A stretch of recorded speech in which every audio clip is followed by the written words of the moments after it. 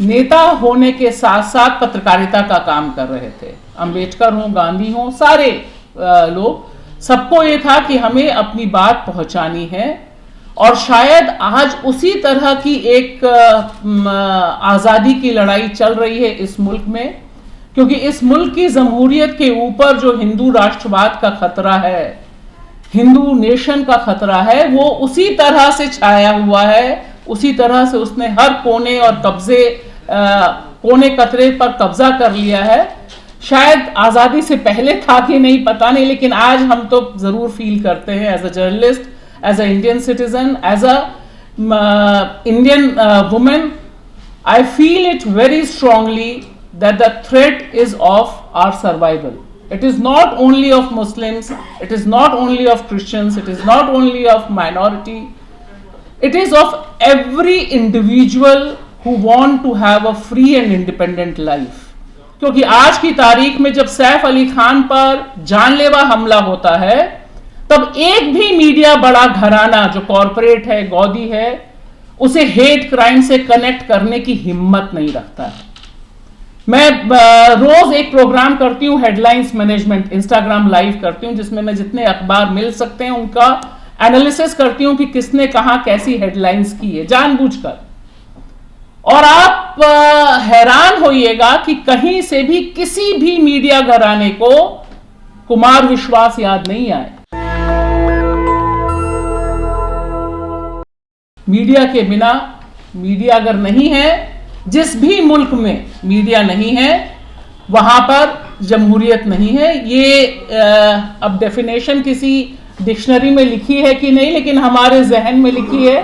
और हमारा इतिहास, कम से कम भारत का इतिहास, इस बात का गवाह है कि जितने लोगों ने भी आज़ादी के लिए संघर्ष किया, आज़ादी के लिए लड़ाई की, सब नेता होने के साथ साथ पत्रकारिता का काम कर रहे थे। अंबेडकर हो, गांधी हो, सारे लोग, सबको ये था कि हमें अपनी बात पहुंचानी है। और शायद आज उसी तरह की एक आज़ादी की लड़ाई चल रही है इस मुल्क में, क्योंकि इस मुल्क की जमहूरियत के ऊपर जो हिंदू राष्ट्रवाद का खतरा है, हिंदू नेशन का खतरा है, वो उसी तरह से छाया हुआ है, उसी तरह से उसने हर कोने और कोने कतरे पर कब्जा कर लिया है। शायद आज़ादी से पहले था कि नहीं पता नहीं, लेकिन आज हम तो ज़रूर फील करते हैं as a journalist, as a Indian citizen, as a Indian women, I feel it very strongly that the threat is of our survival. It is not only of Muslims, it is not only of Christians, it is not only of minority, it is of every individual who want to have a free and independent life. तो ये जो खतरा है ये बहुत तगड़ा है। और शायद इसी वजह से, इसी की जो डेफिनेशन है, अगर हम थोड़ा और एक्सपैंड करें, जो भी फांसीवादी निजाम आता है देश में या दुनिया में, इतिहास इस बात का गवाह है, वो सबसे पहला हमला मीडिया पर बोलता है।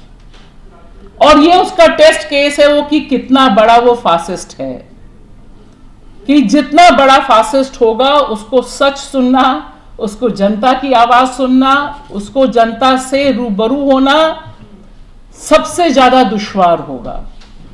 अभी कुछ दिनों पहले फातिमा शेख की जन्म तिथि थी 9 जनवरी, तो उस दिन से लेकर उसके बाद रोजा लग्जमबर्ग का कत्ल हुआ था, उसे भी याद किया गया। आप देखिए कि जो एक जिस समय हम ये बात कर रहे हैं उस समय इस मुल्क में, हम तो दिल्ली में बैठे हैं, लेकिन हम जानते हैं मुकेश चंद्राकर क्या काम कर रहे थे।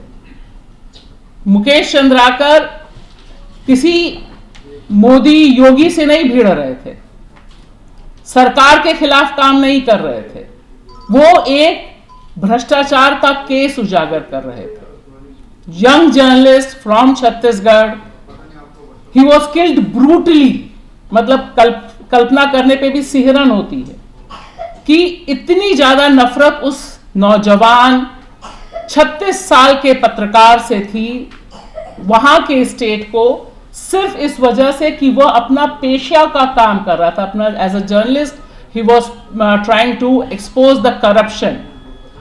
तो आप देखिए, एक तरफ ये है, और आपने क्योंकि डेमोक्रेसी और वर्ल्ड की बात की है, तो मैं जो बहुत मेरी फेवरेट फोटो जर्नलिस्ट हैं अल जजीरा की, जिन्हें हाल में पुरस्कार मिला, समर अबू अलाफ, उनको भी याद करना चाहूंगी और इस प्लेटफॉर्म से उन्हें सलाम पेश करना चाहूंगी, क्योंकि गाजा में जो सीज फायर हुआ है, उस सीज फायर तक पहुंचने के लिए अल जजीरा और अबू जैसी तमाम महिला जर्नलिस्ट, तमाम जर्नलिस्ट ने जो कुर्बानियां दी हैं, उसकी वजह से आज की तारीख में एक सीज फायर जैसा शब्द, जो शायद 2023 से बिल्कुल इम्पॉसिबल लग रहा था, वह हो पाया। यह रोल ऑफ मीडिया है। वहां के जो पत्रकार जिन्होंने अपनी जान पर खेलकर हकीकत को बयां किया, वो वीडियोस, फोटोज, विजुअल्स हम तक पहुंचाए, दुनिया तक पहुंचाए, जबकि वो टकरा रहे थे इजराइल और अमेरिका जैसे एक ऐसे बड़े पावरफुल ग्रुप से, जिनके पास सारी टेक्नोलॉजी है। कल्पना कीजिए, मुझे तो बड़ी हैरानी होती थी सोच के कि ये कहां से इनको इतनी हिम्मत मिलती है, लेकिन शायद उनका कन्विक्शन डेमोक्रेसी और उससे भी बढ़कर ह्यूमैनिटी में था। उन्हें लग रहा था, मतलब ऐसे हम आप सबने भी देखे होंगे ये तमाम फोटोज, वीडियोस, जहां पर जर्नलिस्ट जिसने अपना बेटा खो दिया, अपनी पत्नी खो दी, लेकिन तब भी वह रिपोर्टिंग कर रहा था। शायद यही एक बहुत बड़ी तस्वीर है 2023 से लेकर 2025 तक जो जिंदा रही, कि दरअसल जर्नलिज्म यानी क्या है। कौन सिखा रहा? कोई बड़ा ग्रुप नहीं सिखा रहा था, ऐसे लोग सिखा रहे थे, ऐसे लोगों की वजह से जिंदा रहा। और शायद ऐसे लोगों की जमात भारत में भी बहुत तेजी से बढ़ी है। अगर आप 2014 से ऑनवर्ड्स आप देखें, जो मीडिया का रूप रंग बदला है, उसने बताया है कि भारत, हिंदुस्तान कितना वाइब्रेंट है। यहां की जो लोकतंत्र है, यहां की जो जमहूरियत है, वो बगल में जो संसद है उसकी वजह से जिंदा नहीं है। वो इसलिए जिंदा है क्योंकि यहां पर ऐसे दीवानों की फौज है जो अपने आईन पर विश्वास रखते हैं, जो इस बात पे विश्वास रखते हैं कि भाईचारा होना चाहिए, जो इस बात पे विश्वास रखते हैं कि कहीं भी इनजस्टिस हो रहा है तो उसके खिलाफ आवाज उठाई जानी चाहिए। तो ये एक बहुत इंपॉर्टेंट चीज मुझे लगती है कि इस चीज को हम कितना मजबूत रख सकें, कैसे हम इसको जिंदा रख सकें। दो चीजें मैं खाली आपसे और कहूंगी जो हमें समझनी, और क्योंकि मैं ये मान के चल रही हूं कि हम सब फेलो ट्रैवलर्स हैं, हम सब वो जमा है यहां पर जो दरअसल इस मुल्क से बेपनाह मोहब्बत करते हैं, शायद इसीलिए हम यहां पर मौजूद हैं। और इस मुल्क को एक फांसीवादी निजाम से बचाने के लिए, मीडिया के ऑनस्लॉट से बचाने के लिए आज भी सब कुछ, सारा रिस्क उठाने के लिए हम तैयार हैं। शायद इसलिए हैं कि देखिए, मीडिया की जो पूरी कल्पना है, मीडिया को चार कैटेगरीज में अगर हम रखें, तो सबसे पहले जो 2014, उससे पहले भी चल रहा होगा, लेकिन आज की तारीख में मेरा सब दोस्तों और शुभचिंतकों से खाली मानना है कि हमें अपनी कट ऑफ डेट तैयार रखनी चाहिए। क्योंकि आज की तारीख में जब सैफ अली खान पर जानलेवा हमला होता है, तब एक भी मीडिया बड़ा घराना जो कॉरपोरेट है, गौदी है, उसे हेट क्राइम से कनेक्ट करने की हिम्मत नहीं रखता है। मैं रोज एक प्रोग्राम करती हूं, हेडलाइंस मैनेजमेंट, इंस्टाग्राम लाइव करती हूं, जिसमें मैं जितने अखबार मिल सकते हैं उनका एनालिसिस करती हूं कि किसने कहां कैसी हेडलाइंस की है, जानबूझकर। और आप हैरान होइएगा कि कहीं से भी किसी भी मीडिया घराने को कुमार विश्वास याद नहीं आए, कहीं से भी किसी ने। मैं कह रही हूं मीडिया, यहां पे मीडिया जब मैं कह रही हूं तो कॉरपोरेट मीडिया, गोदी मीडिया, और जो मीडिया घर दरवाजे तक पहुंचता है अखबारों की शक्ल में, किसी ने भी नहीं कहा कि कौन निशाने पे ले रहा था। और आज की तारीख में जब वहां का डॉक्टर कह रहा है कि वो तैमूर को लेकर अपने साथ आए, तो मुझे तो सिहरन हुई, मैं भी मां हूं, कि उस बाप के अंदर कितना खौफ रहा होगा कि वो ऑटो में गया और अपने 6 साल के बच्चे को लेकर गया, क्योंकि उसे डर था कि क्या हो सकता है। तो आप सोचिए कि ये जो परसेप्शन बनाने की इंडस्ट्री में तब्दील हुआ है मेन कॉरपोरेट और गोदी मीडिया, उसने दिमाग को नफरती मशीन में तब्दील किया है। उसने कहीं से भी यह क्वेश्चन उठाने की, तो इस परसेप्शन बनाने, जो अवधारणा है कि मुसलमान ऐसे होते हैं, मुसलमान यानी लव जिहाद, मुसलमान यानी ये, मुसलमान यानी ये, ईसाई मतलब कन्वर्जन, ईसाई मतलब ये, ईसाई मतलब सोरोस, ये डेफिनेशन बिल्डअप कर दी है उसने। और ये बहुत खतरनाक है। हम सब खुश हो सकते हैं कि हम जिंदा हैं और हम काम कर रहे हैं, लेकिन सामने जो खड़ा है उसकी शक्ति को भी पहचानना जरूरी है, उसका पावर पहचानना जरूरी है। ये बेवकूफी होती है कि युद्ध में हम अपने दुश्मन की ताकत को कहें कि वो कुछ नहीं है जी, हम ही सब हैं। नहीं, हम जानते हैं कि वो अवधारणा पैदा करता है, वो लिंचिंग करवा देता है फेक न्यूज से।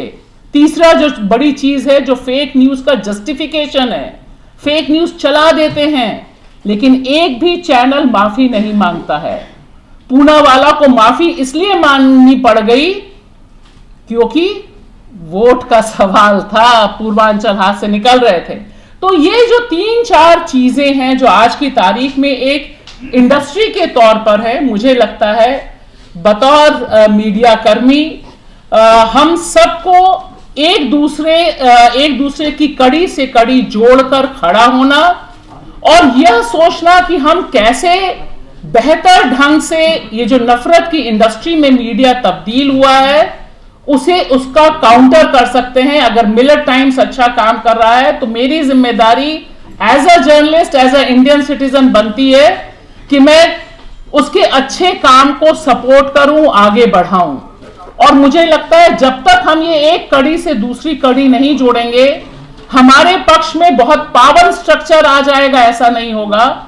हमारे अंदर रिजिलियंस है और मुझे लगता है कि हम सबको फिलिस्तीनियों के रिजिलियंस से, उसकी प्रतिरोध की क्षमता से हमेशा एक आग मिलती रहेगी कि जब वे कर सकते हैं तो हम भी निश्चित तौर पर लड़ सकते हैं, जमहूरियत को बचा सकते हैं और अपने वतन परस्ती को किसी और के कहने पे नहीं, सिर्फ अपने कहने पर बेहतर जर्नलिज्म करके जिंदा रख सकते हैं। शुक्रिया।